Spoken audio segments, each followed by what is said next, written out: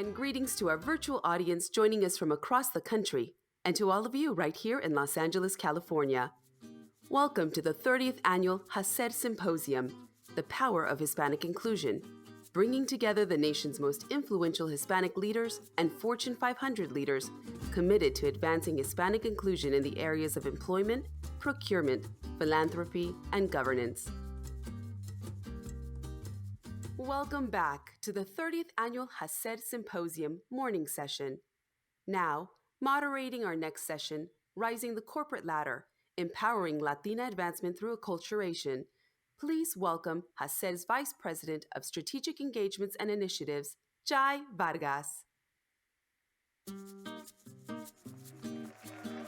Hello. Making sure this microphone is working. How was your cafecito? Did you enjoy it? Somebody got me a latte, I hope. Welcome. I am so excited to be moderating this next panel because it's the best panel, because it's the Latina panel. We all know that. It's the best panel, it's the Latina panel. I'm so delighted. Before I welcome our panelists to the stage, I actually want to introduce one of our speakers. She is going to be giving some remarks on behalf of the largest delegation that we have here, and it's Bank of America. So a huge thank you to Bank of America for bringing over 20 of their Latino professionals here, as well as allies to our symposium. Thank you so much. I want to tell you a little bit about Patricia. She is Managing Director and Philanthropic Market Executive for the West and the Central North Divisions at Bank of America Private Bank. Patricia leads a team of professionals committed to helping the nonprofit organizations, endowments, and foundations enhance their mission fulfillment and organizational stability throughout tailored strategies, fiduciary services, and administrative support.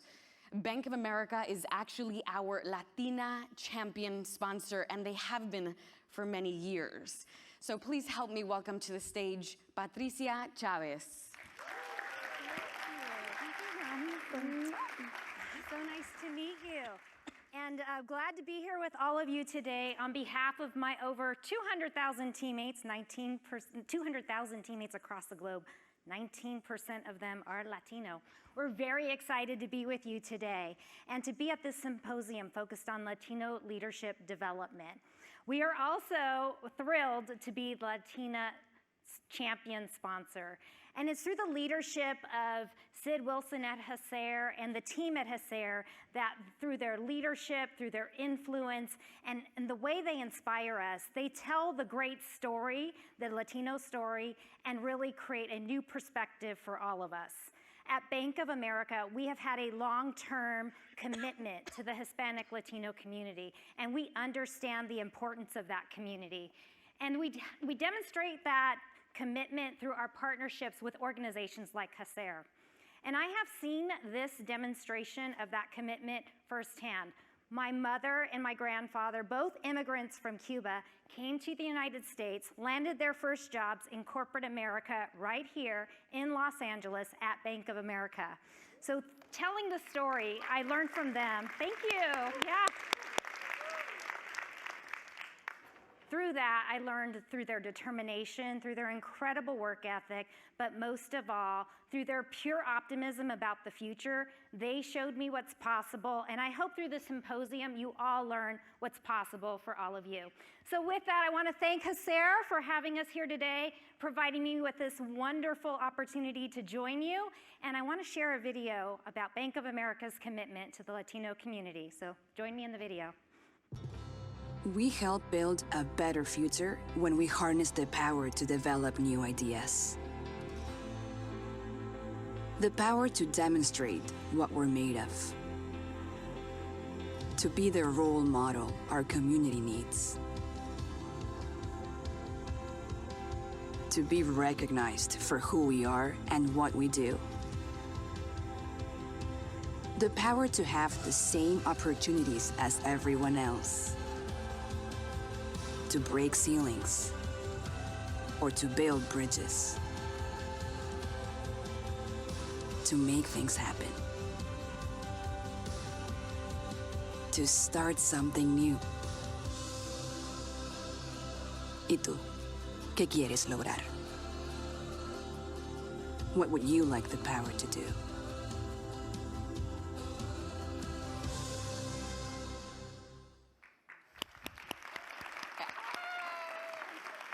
Beautiful, beautiful. Thank you so much, Bank of America. I have been a Bank of America account and card holder for over 20 years. Yeah.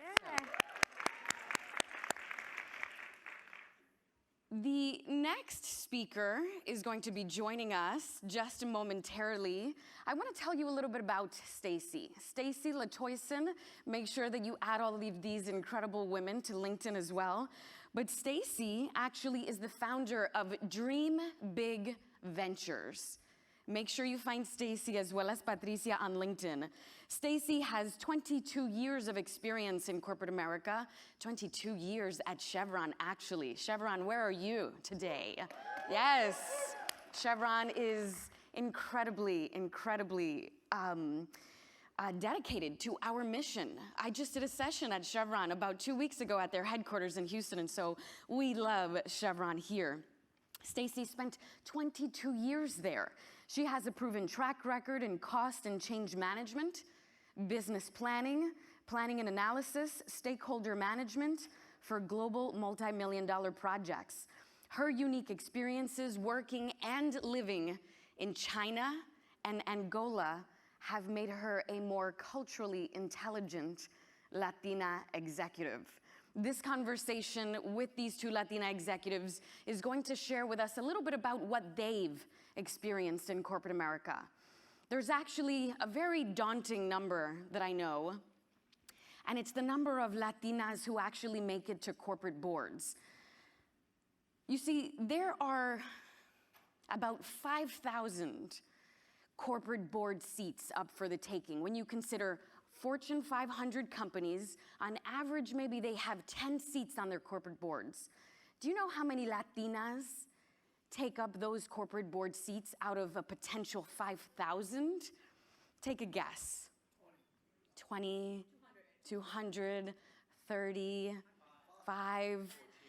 The number is actually 59 out of a potential 5,000 corporate board seats. We make up less than 1% of corporate board seats.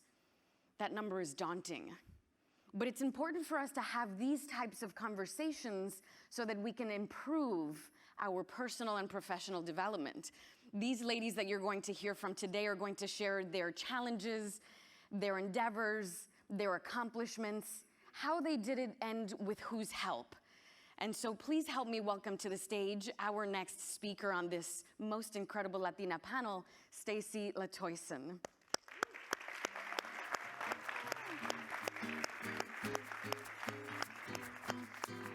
Thank you for being here, ladies. Now, I read your bios. I wanted to keep it short because I think you would both do an incredibly great job at telling us a little bit more about your personal and professional life. So I'm going to begin with you, Patricia. What else would you like to share with us here as well as with our virtual participants about your life? Sure. Can I start with one thing first, Yes. though, before I go to me? One thing I want to share, because it segues right into the comments that you shared. So on Bank of America, on our board of directors, we have 2 Latinos. One is a Latina. So we're very proud of that, and we've been, again, committed to this work. And so, yes, thank you. Appreciate the round of applause for that. Yeah, I'm Patricia Chavez, and I work for Bank of America. I've been with the company for a very long time. I started my career as a teller and really had some great sponsors and mentors throughout my career and would not be in the role I'm in today without some of them leading the way for me and showing me what's possible. I'm a mother, so I worked full-time while I had my 3 children. My middle son works for Bank of America too. So he joined Bank of America, and his first day of training, his first thing he said was, "Mom, there's a lot of Latinos here." And I said, "Yeah, there are." It's so I was really impressed with that. Well, California, our demographic is very large Latino representation here, so it makes sense, but we always want to mirror that. For me, I've had multiple jobs and worked in equivalent to about 5 different lines of business in our company. So I've had a lot of exposure to different leadership. We have culture at Bank of America, but we also have line of business cultures that are a little bit different, as you see. And I've worked in the commercial banking space, and I'm loving the private bank and our wealth management business. I love that. Thank you so much for sharing that. Stacy, what can you add to your already incredible bio? Thank you. First of all, it's so powerful to be in the room with so many brilliant Latinos. You know, all of us have a story. We have an origin. Most of us are first gen, college degree, first person in our family to, buy a home, first person in our family. We're mentors to our own family, and we're a pillar and a trailblazer. So last year I was at the Latina Empower Her Summit, and I was sitting where you're sitting right now. Actually, it was this year. It was in March of this year. So, I'm pinching myself to get the invitation to come and share my story and inspire and help share whatever I can so that everybody can own their greatness. I was at Chevron 22 years, as she said, traveled the globe. One of my superpowers is connecting the dots and relationships. I've given presentations and gotten approvals of funding, speaking with government officials in Africa and in China. And I think that really, all of the training that I got, all the professional training and speaking and managing teams and dealing with, different people and having different direct reports from different countries, it really prepared me for where I am today. And I decided this year that everything that I ever wanted to do, I'm gonna go for it. I had that Latina awakening, like Monica said. I love that. Wow. And so I started my own company. I just retired at 42 years old from Chevron. Wow. And I made a pivot into venture capital. That is my new passion and purpose, and I'm really loving coaching and mentoring these young Latina founders. So I'm right now the entrepreneur in residence for an accelerator with 10 women-led women of color founders called Women in Tech Cohort. And so, it means a lot to me every day to know that I'm making a difference in their lives. I'm helping them to grow their businesses, helping these entrepreneurs to grow and scale and invest in them. And that's one thing that I'm happy, we're aligned here, Patricia, to talk about wealth and investing and how powerful and how much we all need to wake up. And we have the power. We're now the 5th largest economic GDP in the world. That was just reported at Latitude in San Diego this week. So, happy to be here. She's fantastic. Kind of long-winded, but. Thank you. I love your passion for making sure that Latinas and women of color specifically focus on financial literacy. Patricia, I want to ask you along that same vein, why is it important for you to continue that legacy of bringing Bank of America to the help and the need that we all sometimes don't receive growing up? Now, you're a 3rd generation Bank of America employee. That is incredible. Tell us a little bit more about that. I just had this conversation with my mom last night because they came to this country with absolutely nothing. And they created a family and a life for all of us today. I would not be in front of you today had it not been for, again, their hard work. And when you see somebody do that, we've always had a mentality in our family around paying it forward, making sure you're delivering for everyone around you, making sure that you show up and that you support and that you provide that coaching and guidance and really pull people along with you. I've grown up with that mentality as a family through my friendships and through my work.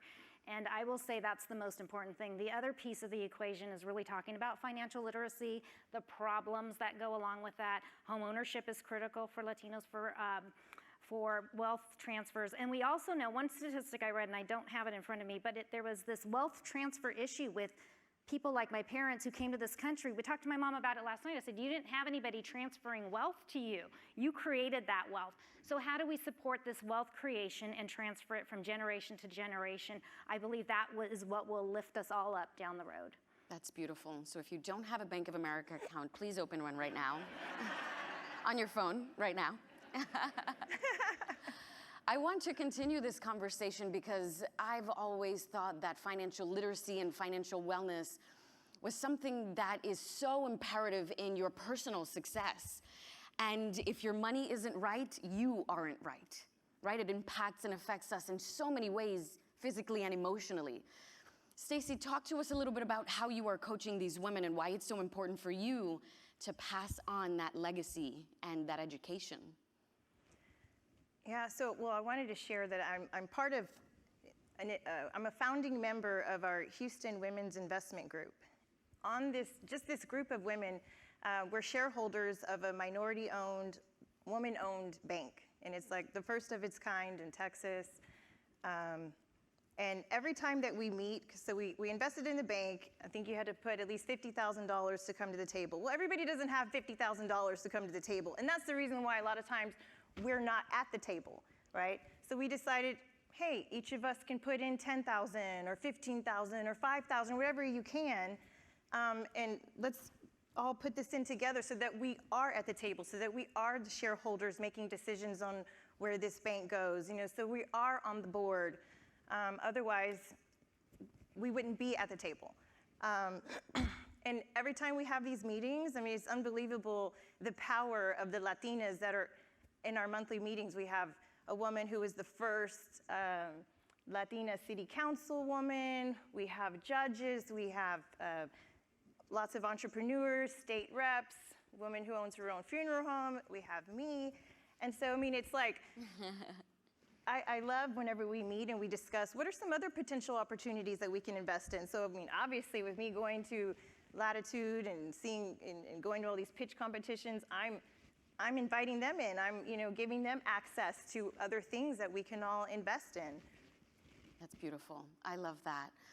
Patricia, I want to talk a little bit more about investing, but investing in yourself personally, right? You actually shared a story with me on how you've grown your executive presence, your communication skills. We saw you introduce the video. You did a fantastic job. Tell us a little bit about, in your career, what have you invested time, money, and energy in to be able to get comfortable with being who you are on stage? Well, it took a lot of time. I will say that first. It didn't happen overnight. But what I will say is I progressed in my career. When you're young in your career, it's easy to transfer jobs, to move on, to take chances. Then you get to a point where you're at the executive level. And as I moved up, I noticed it was a little bit different in terms of representation. And I walked into a meeting one time, and I asked for feedback after the meeting. And when I asked for feedback, the leader came to me and said, "Oh, you did great at your presentation. You were very prepared." And I said, "What did the leader say?" And the leader said, "We're happy to see a woman walk in the room, and we're very happy to see that it was a diverse woman." And that leader then invested in me and put me in programming that I didn't have to pay out of pocket. My company offered me a program where I got one-on-one coaching from an executive coach. Her name's Allison Shapira. Look her up, Global Public Speaking. She's fantastic. And I went through programming with her, and it was a game changer for me in terms of my presentation, my confidence, understanding why me, and getting rid of that whole unconscious bias that goes on behind the scenes, and the things that go on that get in your head when you're doing public speaking, and really understanding why you and why you're in the room and why your voice is important. I think that was the game changer for me. But it's still, public speaking is not easy. So if you ever get on a stage, just try it, give it your best. And everybody in the room is usually very warm. So yeah, we're all familia here, so you should feel welcome and at home. Thank you for sharing that. Stacey, what could you share with us about your journey in being a very confident public speaker? I mean, I've seen you on multiple stages, and you just are pure authenticity and just so natural. How do you do it? So you have to be your authentic self. You have to be you. You have to connect with people. And even backstage, I was just talking to Larissa, and she said, yes. She said, "I took 4 years of Mandarin classes, but at the time, I wasn't able to go and take that trip to China." And I'm like, oh my gosh, you have to take that trip. You are going to take that trip, Larissa. So make sure you write that, put that on your to-do list. You're going to make it happen. I think just being connecting yourself. Being myself. Being myself. That's why I'm colorful today and bold. I was asking Melanie and Andrea, you know, oh my gosh, I brought 2 dresses. Which one should I wear? And they're like, Stacy, that's you. You know, like, come on, you know. I love that you said authenticity, because I think when you bring your authentic self, anything's possible, really. So thank you for sharing that. Loved it. And I love that executive presence looks like so many of us, right? You don't have to be one type of person or the traditional look of success, right? You can be your most authentic self wearing a dress, wearing a suit, wearing something incredibly colorful, right? Whatever you're most comfortable in is really going to let you calm your nerves, remind you that you're in your most comfortable self, and let you shine. So that's beautiful. You mentioned that people, Patricia, have really poured into you. Mentors and sponsors have really helped you along the way. Can you share with us any stories you may have of one individual in particular, or many individuals that have helped you? Yeah, there's so many, and it's funny. I had to take an inventory of who were the leaders that knew who I was. At one point in my career, I realized, okay, it's time for me to try something different. I came up with a plan, and then I started looking at, well, who's in my circle of influence? And they were all people my age, a lot of women in the circle, so I said I have to broaden my spectrum. But I joined the private bank about 4 years ago, and they said, we're gonna give you a diverse leader sponsor. And I said, okay, that's interesting. I don't know this person. And I thought, how is that relationship gonna work? So it can be something that either happens, it's happened organically, and that's worked out great. I'm sharing the story of it, one that didn't happen organically, but this conversation and the way I got to know this person was really just asking for advice, helping me with strategic planning, helping me understand I'm in a new line of business, I'm in a new role. I went from working in a commercial banking group to a private banking group focused on philanthropy and a very complex, working with our most complex institutional clients. So I needed somebody to really provide me with some good guidance, advice.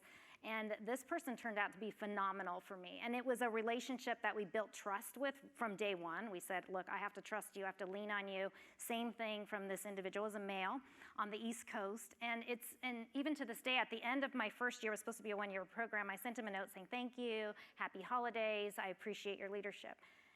And he said to me, Patricia, do you want to keep these conversations going? Because I get as much out of them as you do. And we still speak on a routine basis up to this date. Actually, my next call with him is on October 5th. So I think it's relationship building that really makes a huge difference. And trusting people. I think you really do have to have that. To build effective sponsorships, you have to get vulnerable and you have to build trust. And I think that's been the game changer for me, is really just investing in those relationships. That's beautiful that he wanted to continue the conversations, because he was actually receiving insight from you that helped. That's called reverse mentoring. Oh, well, thank you. I love that. You know, for those of you who've heard Sid speak about mentorship and sponsorship and champions and allies, he always talks about the fact that mentors spend their time on you, advising you. You tell them the good, the bad, and the ugly, what's happening in your day-to-day lives. Sponsors actually spend their credibility on you. They send in your name for a particular position, and they vouch for you, hoping that you'll get the opportunity. And so there are 2 very specific people, but we want to talk a little bit more about how to start cultivating more sponsors that are going to put our names in the hat when corporations are looking for more Latinos and Latinas. There are actually 350 companies out of the Fortune 500 that have not one Hispanic board member. So the fact that you all have 2 is incredible. Thank you. I love that.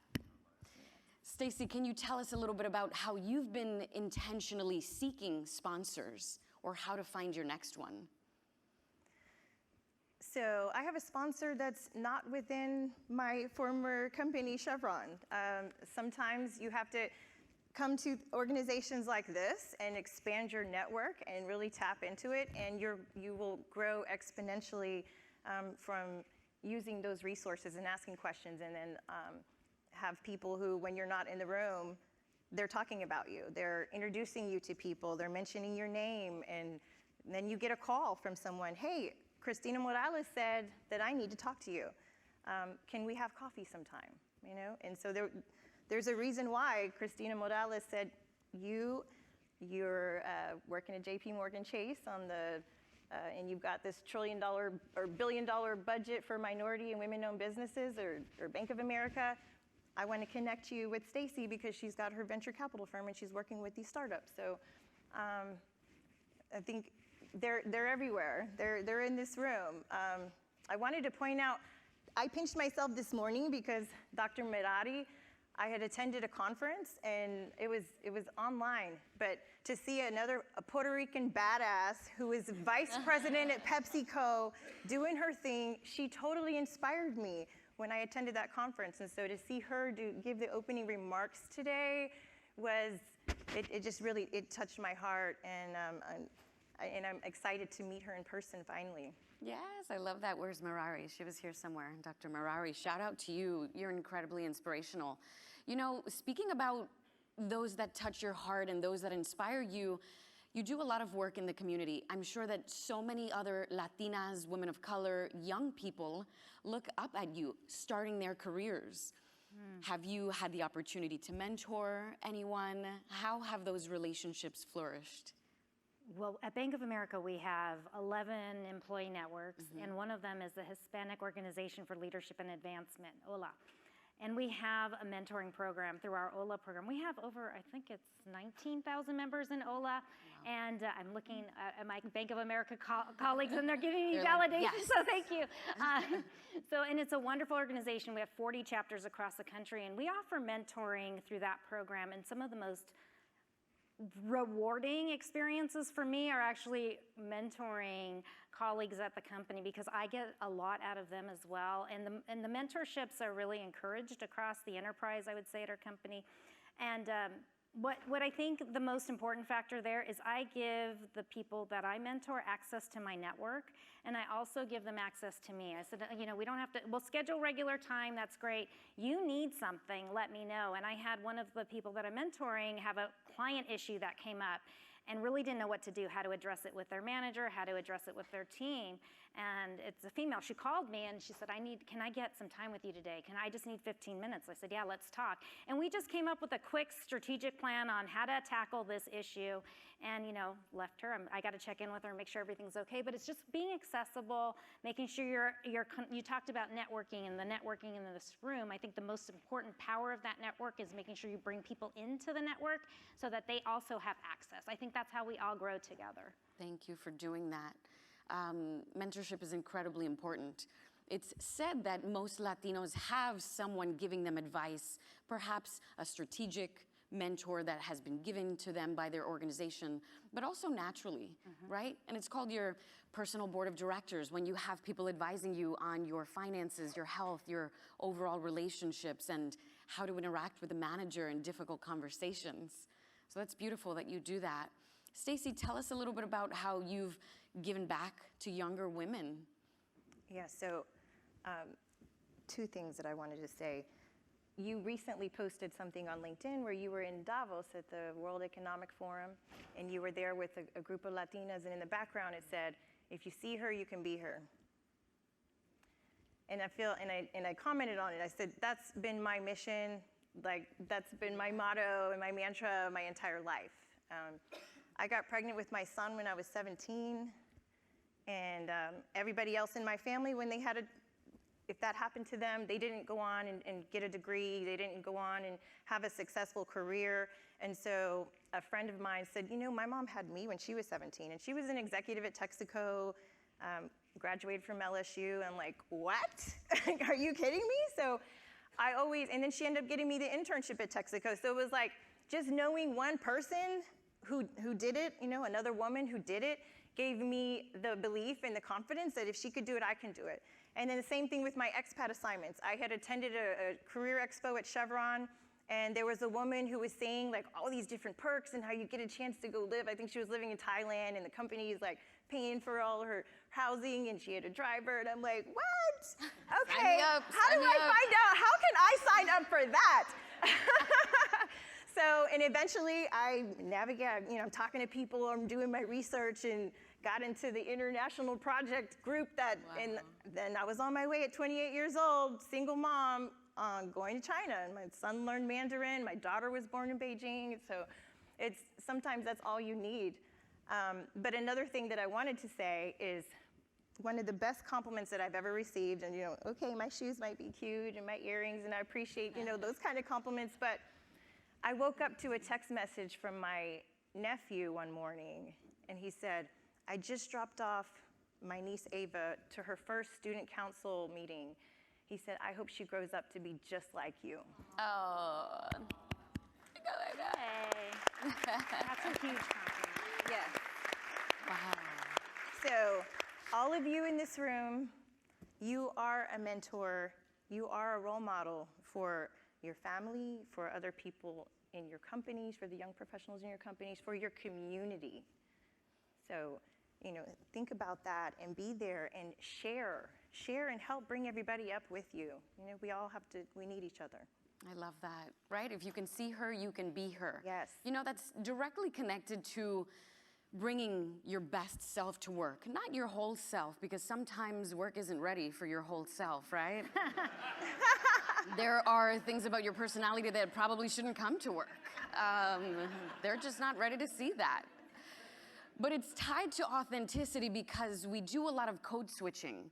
And code switching gets a bad rap when in reality, all of us do it, right? I don't expect to be the same person as I was on the rooftop last night. Some of you saw me as I am on this stage. Like, hey. You were there. Right? And it's natural for us to change aspects of our personality whenever we engage with someone. But Patricia, I want to ask you, have you ever felt in corporate America that you've had to assimilate? Not add your culture and your context and your language and your values, but you had to literally, physically, and emotionally change who you were, leave some of that Latina-ness at home so that you could be successful. I would say even just being a mother at work, raising children very early on, the environment wasn't as supportive as it is today. 15, 20 years ago when my kids were little, and if they were sick, I would be terror. It would be a terror in the middle of the night. What am I going to do tomorrow morning? And I think about today how much progress we've made in supporting working parents and so forth, and all the benefits that we offer for working parents. When I had children, we didn't have the parental leaves that we have offered today. And I remember it came out in like 1996. I had my second child in 1997, and I said, I'm going to take advantage of the parental leave, and I thought all the leaders were going to drop because I was a top performer too, so that meant I was going to be out for 12 weeks, and so I would say it was terrorizing at that time for me. I would be afraid to get up in the morning wondering, how am I going to do this today, or I've got to leave, I've got to pick up kids by daycare by 6 o'clock, and I would just keep a smile on my face at 5:30 hoping everybody would leave so I could run out the door. Get them, because I was going to get charged extra, for them being there. So I think there's been there's so many times in my career where I've felt that way, and I think where I've seen a big game changer for me and a big difference for me is when I could just be the mom, the employee, the friend, the person who could share my vulnerability. I shared some vulnerability with you today just in the hallway of something that happened to me in my personal life. And those are things I would never share with anybody in the past. I was very private, very kept home and life very separate, or work and life very separate. And there is that blur and intersection. There's never a balance because you're always being pulled in a lot of directions. But the more you can be intentional about people getting to know who you are, maybe not the on top of the rooftop person, but who you really are, because that person's okay to come out too, I think, in the right place, the right time, and all with family. But I think that it's important for you just to be, again, you kicked us off with being your authentic self, and I think when we show up as our authentic self, we're at our best. That's right. That's beautiful. It's so important to also realize, like you both mentioned, you're a role model. People are watching you. And so you want to make sure that when you do a variation of your code switching to come into your work and bring your best self, that you don't leave all of your values and your ethics and your traditions and your language. Stacey, have you ever felt the need to change who you are to be successful at an organization? I don't ever want a woman looking at you, right, and saying, wow, she looks uncomfortable. Is that what I have to do? Change so drastically just to be successful here? Have you ever felt that? I refuse to do it. I love it. I love it. Good for you. I love it. Have you always been like that? Yes, I have. Wow. That's amazing. I'm like, damn. All the Chevron people are like, yes, she has. That's awesome. Where do you think that comes from? Oh, man. Did you see it somewhere? I played sports. I played with boys. You know, I was point guard in basketball. And so, you know, all my cousins, I played with the guys. And so I'm like, okay, I'm in a male-dominated field. You know, I had to prove myself to get that playing time. You know, otherwise they're like, oh no, you're a girl. You know, you're going to be last. But then I'm over there like scoring on them. So they're like, no, we want her. She can hit those threes. You know, so. You know, you prove yourself, and you just have to know your worth, know your unique value proposition. You know, all of us bring something with us, something unique that so you bring those and lean into those strengths. So that's beautiful. Speaking of strengths and skill sets, Patricia, I'm sure that you've had so many coaches, as you mentioned, so many mentors and sponsors. If someone is looking to accelerate their career development, what are some skill sets that you would say, focus on this from now until the end of the year so that you can start to align yourself for a promotion? I think it depends by the person, because it's where they're at in their professional development, where they're at in their role alignment. The first thing I tell people is, what's your plan? Like, where do you want to be? Where are you at today? Where do you see yourself in 3 to 5 years? And if you don't know, that's okay. If you're comfortable doing what you're doing today, that's okay too. Be your best self at what you're doing. The other piece of advice I give people is always be prepared when you're doing a presentation. When you're calling on a leader, make sure you have 3 questions for them. Make sure you're asking for their insights. They should be doing a lot of the talking. We should be doing a lot of the listening. So we're learning, right? And then we're doing some talking back, asking those questions so we can continue to elevate ourselves. I think that's really important. From a career development, you mentioned the board of directors, and I'm very intentional about the board of directors because I'm at a point in my career where some people who are on my board of directors have retired from our company, and I look up and down the company, who's younger, what location, what geography, what line of business are they in? Are they outside of my company? I have mentors that are outside of my company, and I think those relationships are very important. So be very intentional about fostering those relationships, so then you build that sponsorship down the road, so when you're not in the room and an opportunity comes up, they're talking about you and they're saying, how about this person? How about that person? I love that. I love that. How about you, Stacy? What skill sets would you advise someone to focus on from now until the end of the year? Yeah, I always stay curious. I think, you know, all of us be a lifelong learner. Don't settle for and get complacent. You know, you have to always not only work on your technical acumen, but also on those soft skills, and just realize that there's so many free resources out there. So, you know, it's wonderful to come to conferences, and definitely when you leave here, you need to contact Melanie Rodriguez from Elevate Latinas. Have your learning journey ready. Take action. You know, you're going to be gaining a lot of information throughout this, but what are you going to do when you go back home? You know, make sure that you do something about it, right? You know, so that it's making an impact. Yeah. I love it. I love it. Be intentional, have a timeline, action-oriented goals. Contact Melanie from Elevate Latinas. I love it. Yes. We're done. Yes. Perfect. Never stop learning. I think that's the most important thing too. And what are some ways in which you continue learning? Are you a book reader? Do you listen to podcasts?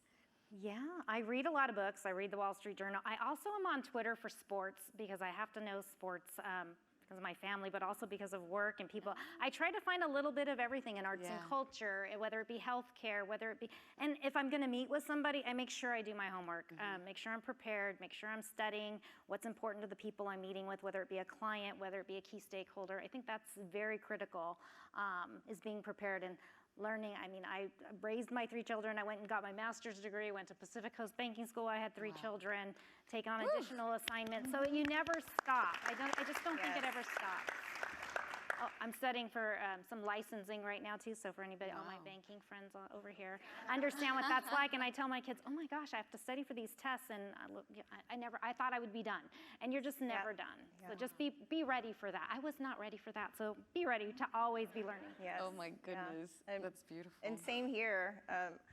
finished my MBA back in 2005, 2006. I was like, I'm done. I'm never going back to school again. But this past year, I went back to Columbia. I'm doing their venture capital and private equity program, and I'm learning, and I'm meeting people, and it's like really fun bouncing ideas off of these like super intelligent people, and talking with professors, and so it's very important to continue that lifelong learning and continue to grow. And then I'm attending all these free seminars, and I noticed that when I was going to these pitch competitions, it was only males who were on the judging panel, and I'm like, hey, what's up with that? I called them out, and so now I'm invited to be a judge.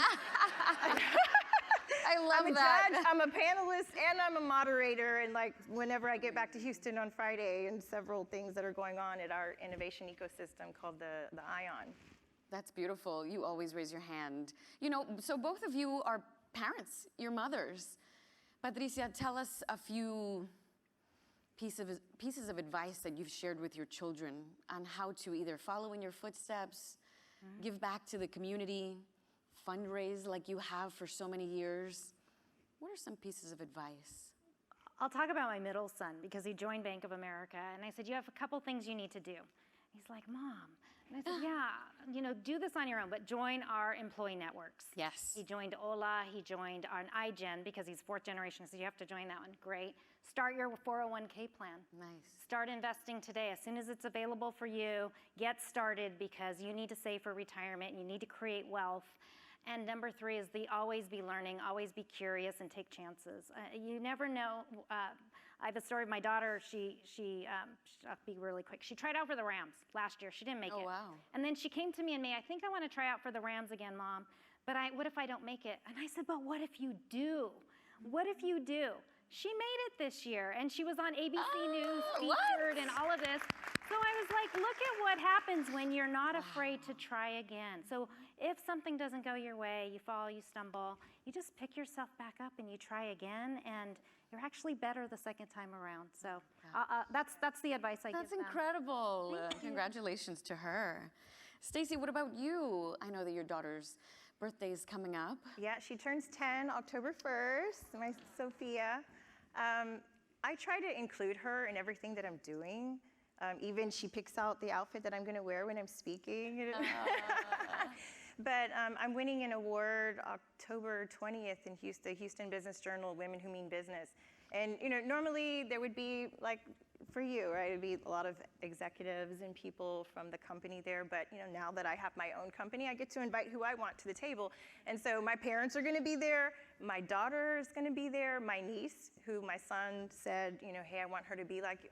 Because she needs to be in that room to see all these women who are getting this award. It's in 12 different industries. So there's doctors, there's attorneys, there's construction, women who own their own construction companies, energy, every sector is there, and they share the stories, and it's extremely empowering. And so I'm like, she's gonna miss a day of school so that she can be there and witness that. Nice. Oh, I love that.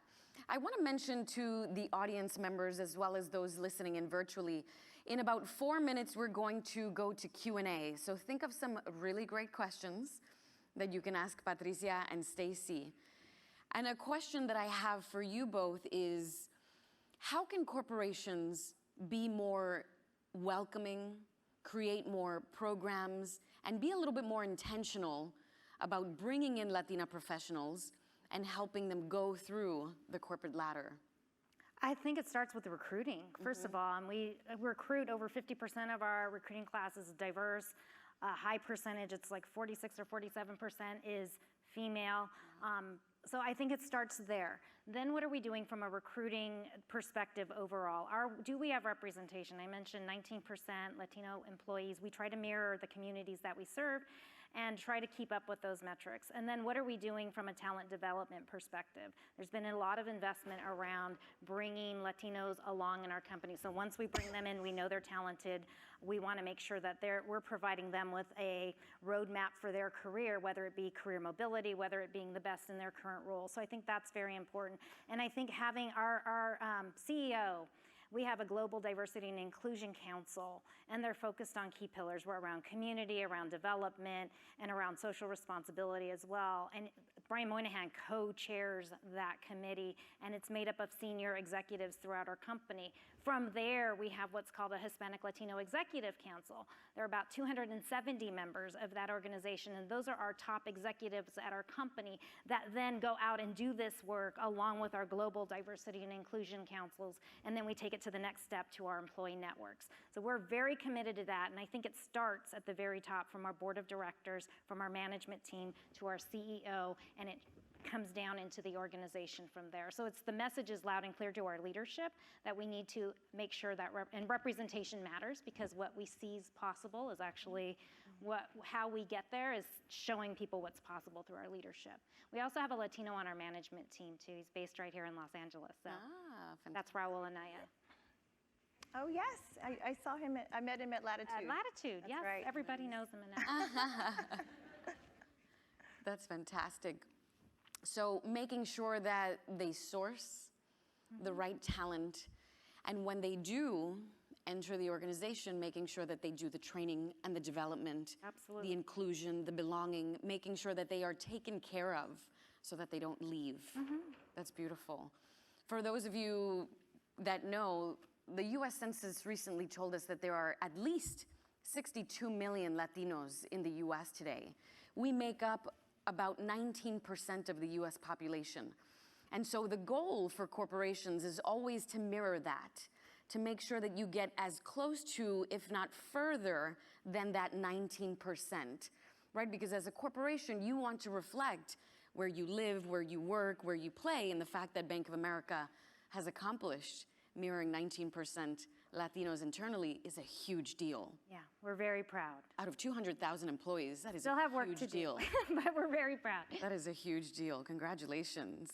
Stacey, tell us a little bit about what you think corporations can do to help bring in more Latinas, to elevate Latinas, to mentor Latinas, and to help them feel like they belong.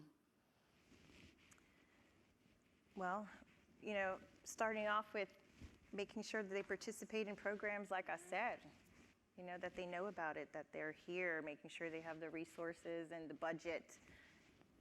I don't know what more I can say that Patricia did not already say. I mean, that was, you hit it on the nail there with But I do think attending events like this, going to Latitude, I was at Latitude. How did I not meet you there? Oh my gosh. I was there. Were you at the I Latina luncheon? I only could go one day. Okay. Yeah.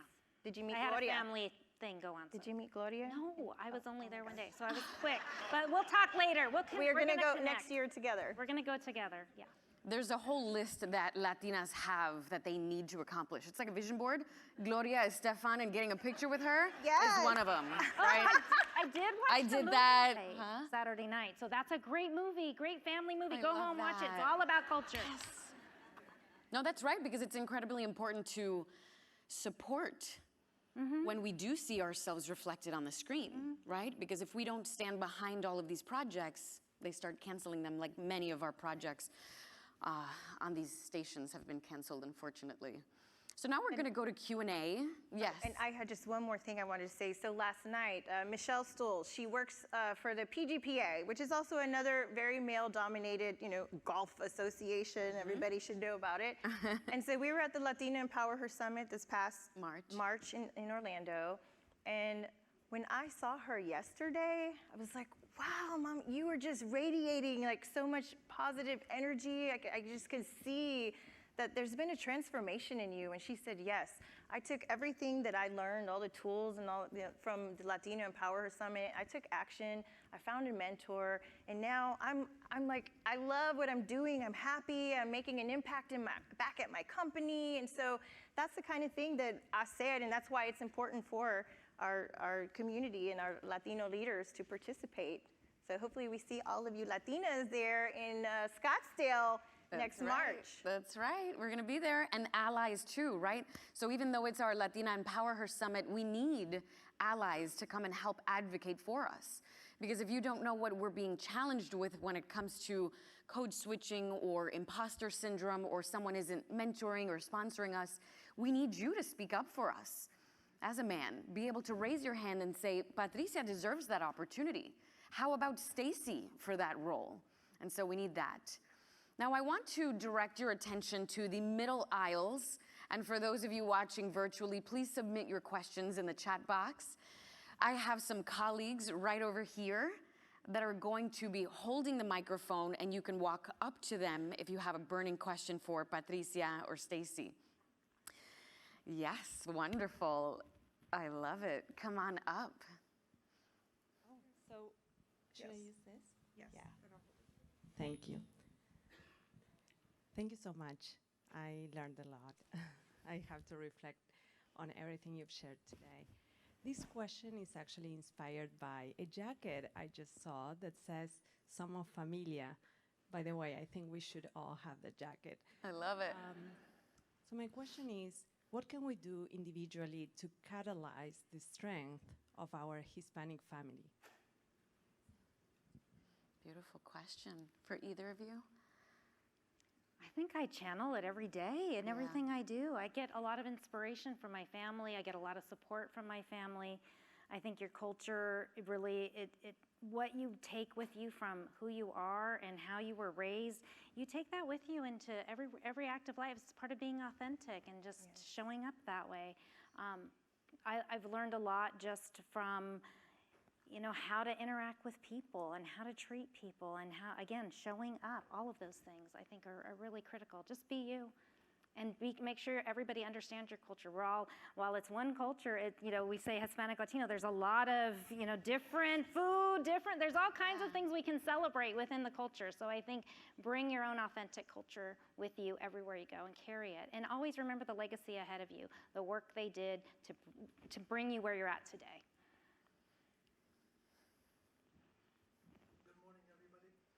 My name is Dr. Jose Silva, and my question really is, good to see you, my friend, is around accountability. That's one of my personal pillars.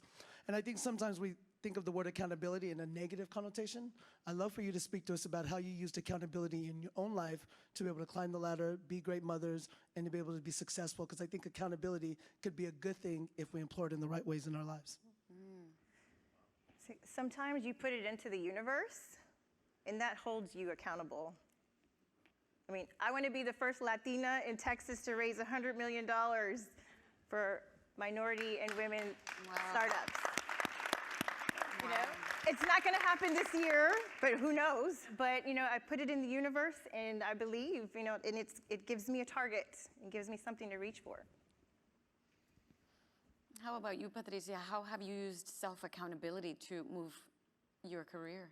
I've actually had to be a little careful with that too, because I think I set a very high standard for myself, almost to too high of a degree, and that can be detrimental sometimes when you try to be perfect, when you try to be the person next to you instead of who you are. And a lot of times I would try to be somebody else instead of just being me. And I found when I'm just accountable to myself, what are my own goals? Why am I in the room? What do I want to accomplish in this conversation, in this career, in this family situation?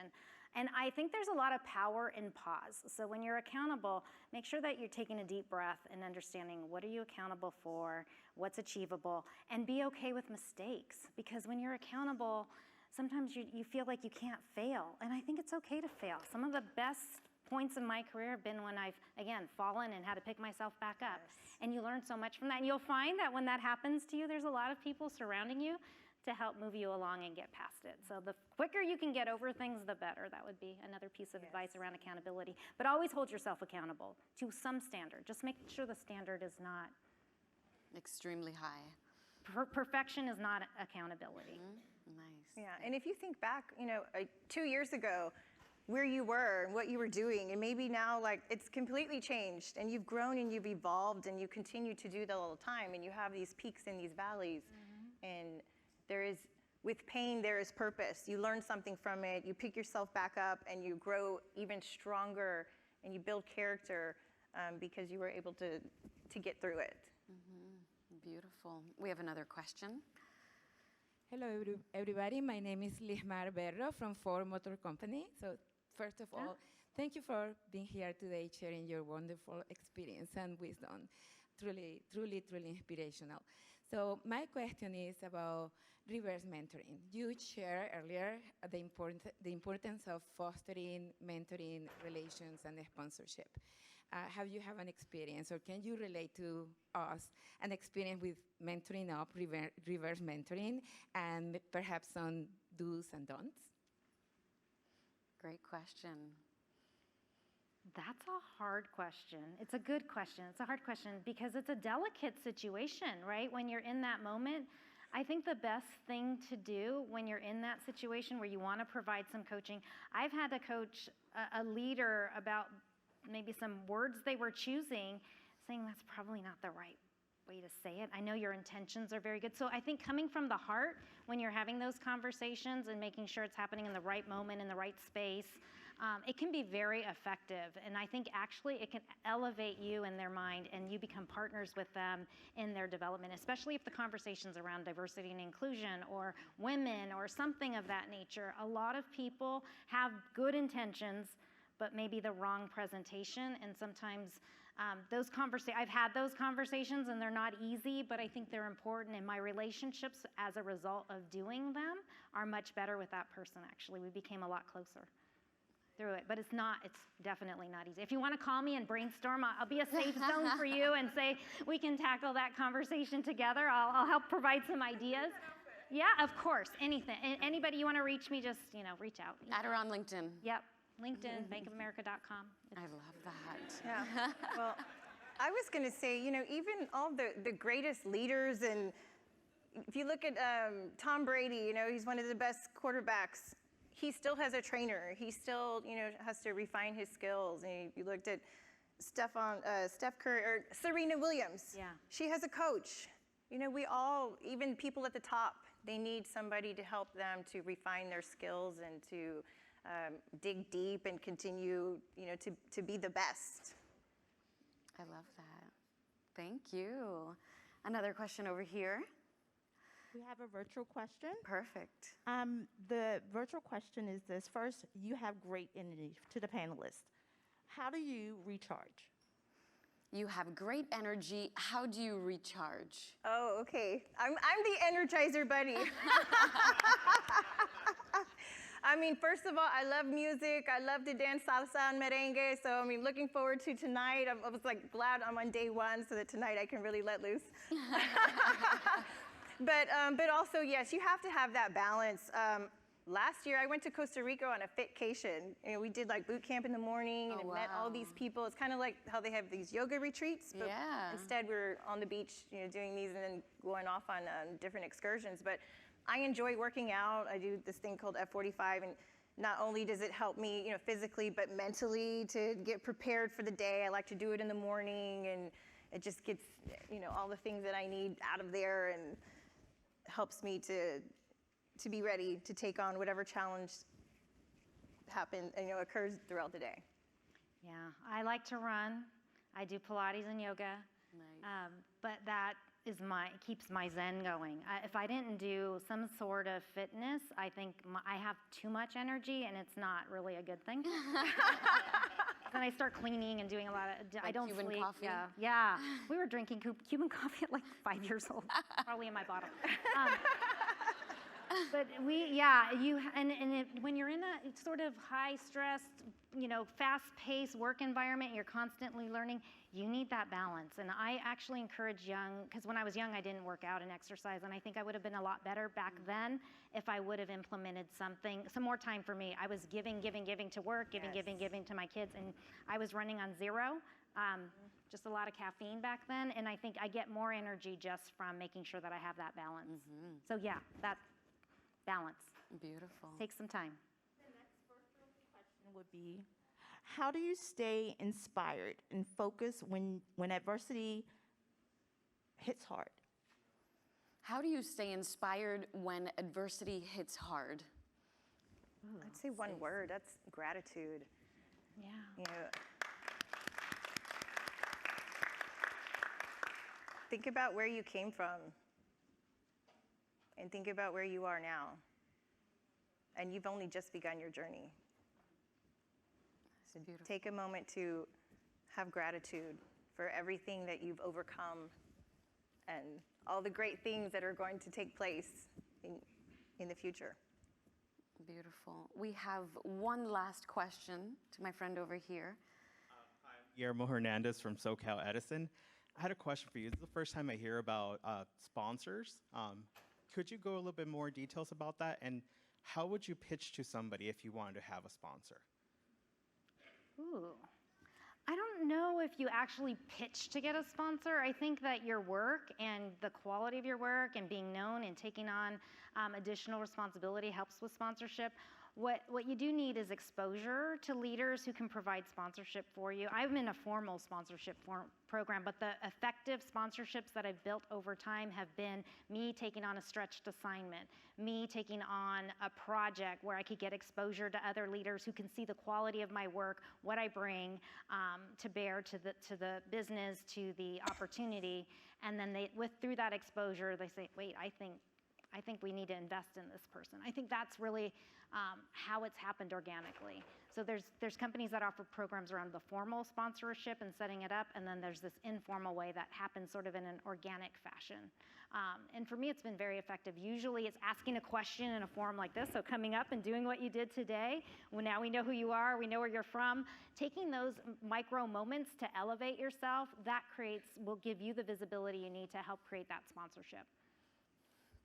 So by the way, I was feeling the exact same way before I came to the Latina Empower Her Summit. I had no idea what a sponsor was either. So you're not alone. Hopefully some of our leaders here who are involved in the ERG for each of your companies can go back and make a suggestion that, as we onboard young professionals early on in their career, have these discussions. Why do they have to wait until years later, 22 years later, working at a company before you learn the difference between a mentor and a sponsor and a coach? It should be during the onboarding process. And same with the 401ks.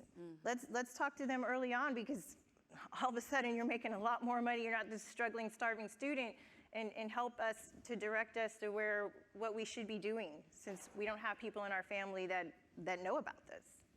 Beautiful. Thank you so much for that great question and for all of the questions. That concludes our panel session. Please make sure that you add Patricia Chavez and Stacy Latoyson to LinkedIn immediately, and hashtag HACR SYM22 so that you can win the Caesars getaway and bring me with you, because I come with that package as well. And a round of applause for your vulnerability, your branding, your time. We really appreciate your time, your energy, your dedication, and your commitment. Thank you, Bank of America, and thank you, Stacy. Dream Big Ventures. Congratulations. Thank you. If you're in the Houston area, look me up. I'll take you out to lunch. Okay, I will do it. Thank you. Thank you.